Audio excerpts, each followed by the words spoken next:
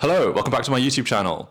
Today I'm really excited to show you my new dining room. A bit of context if you're new here. So my name's Pete. I've just moved to a new build development in the south of England. And on this channel, I'm documenting my interior design approach to designing this new build cookie cutter home. So first off, this is a photo of the dining room that we saw on the listing for this house before we bought it. And this is some footage of that same room empty when we first moved in. And without further ado, here is our dining room.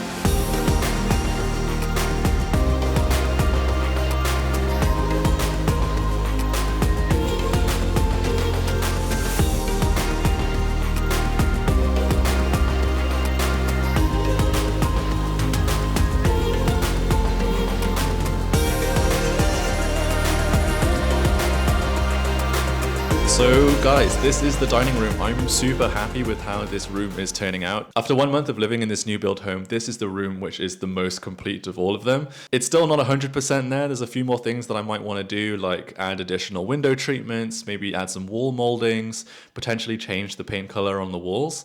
But in terms of all the main pieces of furniture, this is what is going to look like pretty much. And there's a lot of thought that went behind the selections here.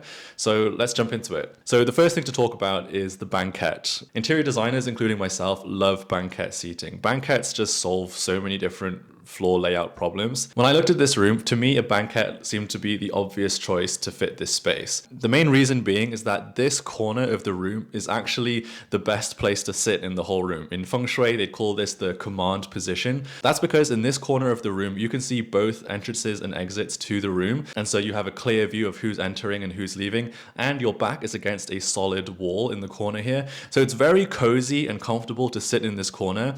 And I knew that if I put a dining table here with a chair which you had to pull in and out of, that is a lot of friction and it's quite awkward to get in and out of there. And so I knew that we just wouldn't use this corner. And so a banquette solves this problem because it means that we can really sit in that corner comfortably. It's very cushioned. We can lounge on it with our legs up. And sure enough, the way that we end up using this space is that we do tend to just gravitate towards that corner if there's only one of us sitting on the sofa.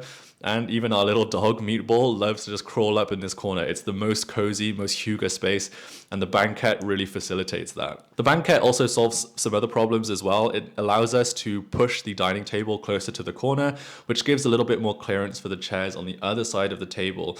Because this space isn't very large, having that little bit of extra clearance does make that space a lot more functional and the flow of the room feel a lot better. And a banquette is also very practical because not only is it comfortable, but you can use the inside of it for storage. So a lot of people do this with like a kind of IKEA hack. Maybe they use Besta units or something like that in order to design some kind of banquette bench seating.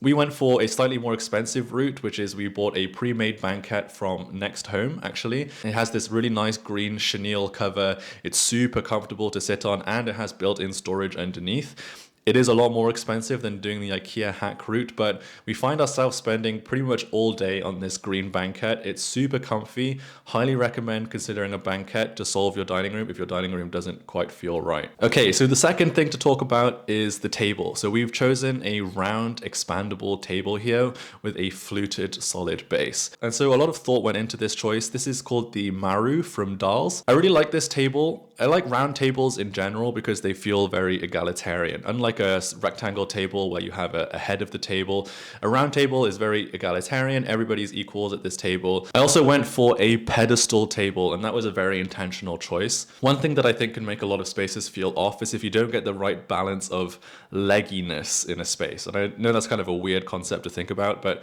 if you just sort of think about the number of legs that are on your furniture pieces, if you have too many legs, it can feel very chaotic. The person who designed the tulip chair and the tulip table very famously said that he was trying to solve for the cacophony of legs that dining tables normally have. And so I wanted to reduce the number of legs that were at this table in order for the space to feel very balanced. And so the banquette has very tiny legs, which are basically no legs. The pedestal table means there's only a single leg for the main table. And then the only leggy items are the two dining chairs, which doesn't feel too overwhelming. And so overall, the space feels very nice. Next, let's talk about the dining chairs. My last video was all about the history of this chair, but from a design point of view, I chose it for two main reasons. Firstly, I like how the angularity of the Pierre-Jean Auret Chandigarh chair kind of offsets the curvature of the table and the curvature of the banquette. We have a lot of curves going on, and as a designer, you're always trying to think about balancing curves and straight lines, and so having some straight lines on the dining chairs made sense to offset all of that curviness. Also, I like the Chandigarh chair for its rattan back. In my last video, I talked about how furniture that allows light to pass through it makes a space feel bigger. And this dining room is relatively small, and so having a perforated back on these chairs allows light to pass through them, making them feel less visually heavy in the space, which therefore helps the space to feel larger and lighter and airier. Finally, let's talk about the pendant light. So we actually had to get an electrician to move this light. Originally, it was hanging a lot more to the right, kind of in an awkward space where it wouldn't really fit over a rectangle table or a round table in the corner. I wanted to make sure that the pendant light was perfectly centered over the dining table to really ground that space and give it an anchor. But choosing the right pendant light turned out to be very difficult. Originally, I'd gone for this pendant light from Birdie Fortescue, but it was way too large for the space once it actually got here. And so I ended up returning that one and changing it for this light from Heels. And I was absolutely delighted to find this light.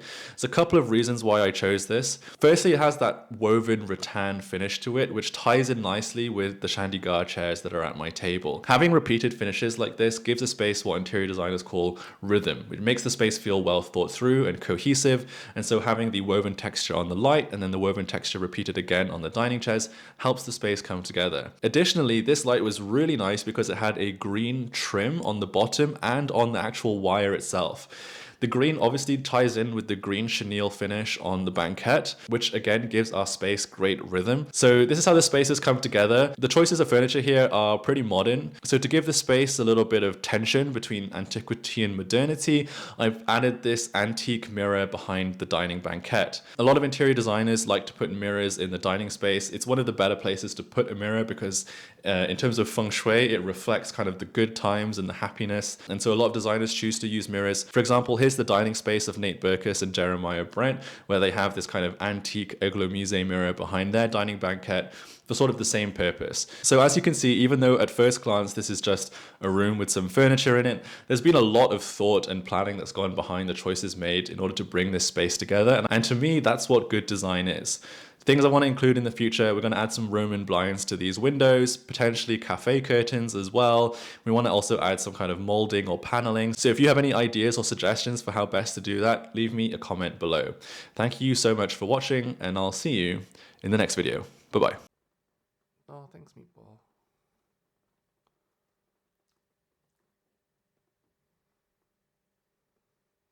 You're so itchy. You're so itchy.